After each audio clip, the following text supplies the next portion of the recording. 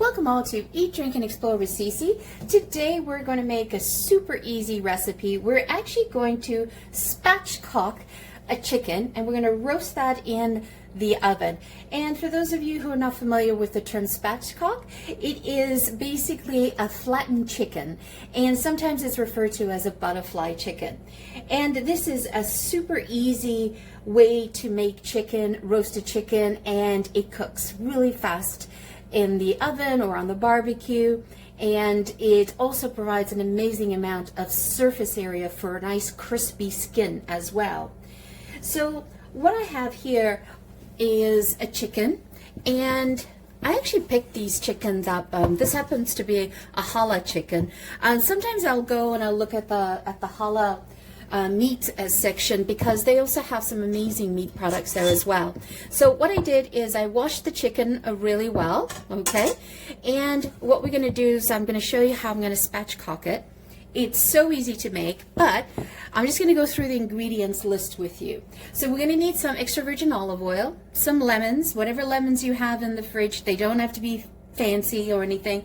These are things that I've used in the past, so why not? I have some rosemary, some fresh rosemary from my rosemary tree bush, and some dry bay leaf. You need an onion, or you can substitute it with 4 shallots. And I am actually going to use sumac on here. Oops, let me take you through here. I'm going to use some sumac, and that's a beautiful North African spice, and it's got some citrus notes to it as well. We're going to need an onion. We're going to need some garlic, as much garlic as you want.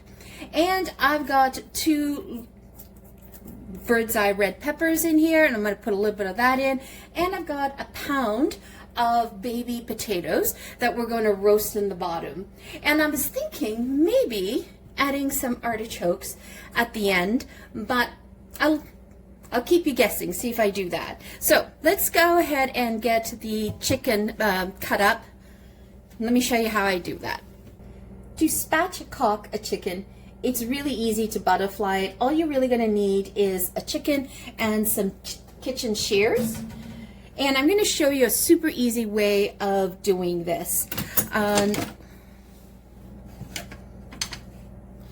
Okay, so first things first is we're going to flip the bird over. You're just going to get rid of whatever you want in here. I'm going to keep the Pope's nose, and the reason why I'm going to keep that because it's going to add some amazing flavor to the dish. But let me show you the easiest way of doing this is to find the backbone, which is right here, okay? And then you're just going to cut alongside of it with your kitchen shears. Just cut along.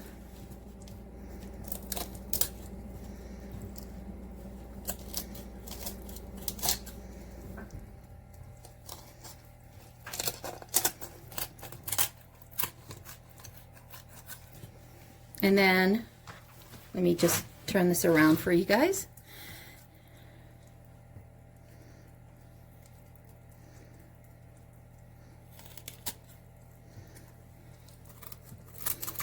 And you can save the backbone and just put it in the freezer in a baggie. And next time you make chicken stock, you've got some amazing flavor to add to it. So that's it. That's how easy it is to flatten a chicken, to spatchcock it, as they say. So that's all we need. Okay, so then the next thing is you've got all this stuff here that you can choose to clean up. You can also choose to clean up this extra fat here if you wanted to, but I'm actually going to keep a bit of it because that's going to add some amazing flavor to the potatoes. So that's a good portion there. That's good enough. All right, and then just going to take the chicken now. You're going to tuck it. Tuck the wings under, and you're going to use pressure. So you're going to find the breastbone, right? And then you're going to put in all your weight. And this is a pretty strong chicken, so I couldn't do it with my weight, so I'm just going to allow the knife to help me break the breastbone. There we go. There you go. If you're built like an ox, oh, you are super strong, by all means do it that way. I, unfortunately, couldn't do that. So, next thing you're going to do is you're just going to pat dry. It's such an amazing chicken. You want to kind of get most of it sort of dried up. Oops, it's kind of heavy. So we're just going to tuck that under. So you know it's all about building the flavor, right?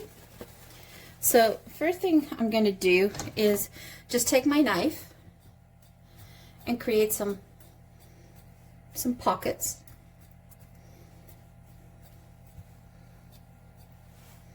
And this is just going to allow flavor to seep in while we're cooking this. And I'm just going to clean up the chicken here. Doing that more from a presentation standpoint. So now what I'm going to do is going to take a lemon and we're just going to juice it. Now you know why I got the holes in there, so it can seep in. Oh, wonderfully juicy lemon. I love these South African lemons. They're extremely juicy. So we're just going to move that off, let that sit for a minute, hang. Okay, then I prepared my cooking tray, and I covered it with foil because I don't want to clean it, make my life easier. And then what we're going to do is we're going to put the chicken on that tray. But first things first is we're going to build a bed of flavor at the bottom. I'm just going to do this off camera, but I am going to salt the chicken with the lemon and just let that brine away. And I'm going to put a little bit of black pepper that hang out there. Okay, so what we're going to do is we're going to take an onion, and we want to hold this flat, right? So I'm just going to cut them in slices. Perfect. So I'm going to take a little bit of olive oil. Just spread it around, and we're going to place the onions. I love onions because it just builds an amazing flavor profile. I'm going to take the garlic, and we're just going to smash them. I peeled them and just chopped off the ends. I'm just smashing it. Okay, perfect. Some bay leaves, and then I'm going to make a bed of rosemary. I have some thyme. So some dry thyme. Okay, we're going to take some lemon and make some slices. And what this is going to do is it's going to infuse the chicken as it roasts in the oven. And I've got the oven preheating to 425. You want to get that nice and hot. Perfect. And make sure you've got it all sort of distributed out. And then this other garlic, I'll just take the garlic clove and just cut it in half. Just pop it in the middle.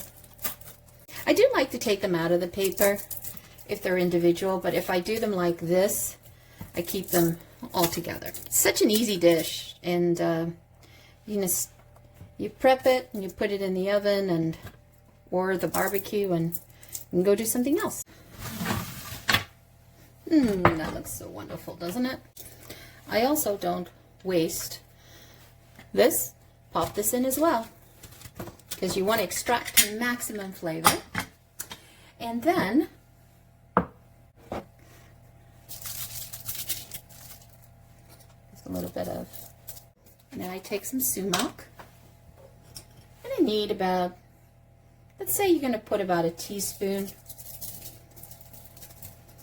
let's say half a teaspoon down at the bottom, because we're actually going to place this as a rub on the chicken as well. So what we're doing is we're infusing it from the top and from the bottom, right? And then we're going to take these chilies, and I'm going to keep the heat controlled, so I'm going to leave them whole. And then I'll decide later if I want to break them up. Okay, then we take the rack, pop it in. And then what I like to do is, just as a precaution, I oil the grid. And so we'll put that aside. So I want you guys to see the chicken. See that? All right, so what we're going to do now is we're going to add some sumac, as much as you want, and add in a little bit more salt. And best thing is get in there with your hands, rub it as much as you can in. Okay, and I'm going to flip this. The only challenge I find is that working with chicken, I'm constantly washing my hands. So salt that, pepper this. I'm going to add some sumac here. Oh, you guys are going to love, love, love, love, love, love this roasted chicken this way. It's different from a traditional, lemon rosemary type of roasted chicken. All right, so I'm just going to use my fingers here. Okay, so now I'm going to transfer this onto the rack. Oh, does not look good. A little bit of that. And then I just like to pour a little bit of olive oil. Now, they usually say you want to dry your chicken to put your dry rub on it, but I find, because I made the little holes in there, I'm imparting some flavor as well from the olive oil from the top, and this helps also create a nice golden crust. All right, that's it. Okay, so isn't that easy peasy? Done. So we're going to put this in the oven. As I told you, the oven was preheating at 425, and we're going to basically cook it, bake it on the middle rack, and it's going to bake for about 45 minutes. So we'll check it around 30 minutes, and then at 30 minutes we will then add the potatoes, and if I choose to do the artichokes, underneath the rack here, so it can all cook together. All right, so let's go put this in the oven. So place the chicken in the oven. I've put it on the lower rack because I have a convection oven, and I set the timer for 30 minutes. And after 30 minutes, I took it out, and then I'm actually going to test it. I'm trying to get to about 132, 135 degrees. Perfect. So this has been cooked for 30 minutes. And so now we're going to just put the potatoes in. Just slide it in, and then you want to be able to just move them around. And then what I like to do is I like to turn them upside down. So put the skin side up so you can get some nice toast on it. Put the rack back and then put it back in the oven. Turn down the oven to 375 and roast it at 375 for 30 minutes. So depending on the thickness of your chicken breasts, you want to get to a perfect temperature of 165 degrees Fahrenheit. So I have to let the chicken rest for 10 minutes. I'm going to cut it up, and you can see how easy it is. I put no pressure on the knife. It just slides perfectly through, and it is so tender and so juicy. And I'm using the knife here, but honestly, I actually started just ripping it apart with my hands. That's how soft and tender it was, and it was so juicy. If you could only be here to smell it. The smell was incredible, and it had that earthy, lemony citrus smell. Look how tender this is. Just, oh, can't wait to dig in to that. And just look at the juices on the board. So lovely. And so all I did is take out the potatoes and put them in a separate container. And they had this beautiful dry roast. And what they did is they absorbed and cooked in all of the chicken fat that came off of it while roasting. Wonderful. I added an additional sea salt and pepper to the potatoes on top, mixed that together with the grease that was left in the bottom of the pan. And then I took out the roasted garlic, and the rest of the stuff I didn't serve. They did its purpose, imparted all its flavor to give us this beautiful chicken that we see here. Ugh, can't wait. Look at that juices. Wow. So there you have it, a beautiful spatchcock chicken, also known as butterfly chicken, and it is cooked to perfection. I put the thermometer in it and tested it for 165 degrees Fahrenheit, got that out, and then I let that sit out on top of the stove for about 10 minutes just to rest. And as you can see, it's so wonderfully juicy all the way through here. The smell is really nice, and the potatoes came out perfect. And then there's the garlic there that we can squeeze onto a portion. I like to serve it on a board like this so people can just help themselves. And for any leftover chicken, perfect for lunches the next day, on sandwiches or on salads. Once again, thank you so much for joining me. If you are new to the channel, welcome. If you have not yet subscribed or hit the like button, please go ahead and do that now. We'd greatly appreciate your help. Once again, thank you so much for joining us. Have a fabulous day. Ciao for now. Don't forget to hit subscribe.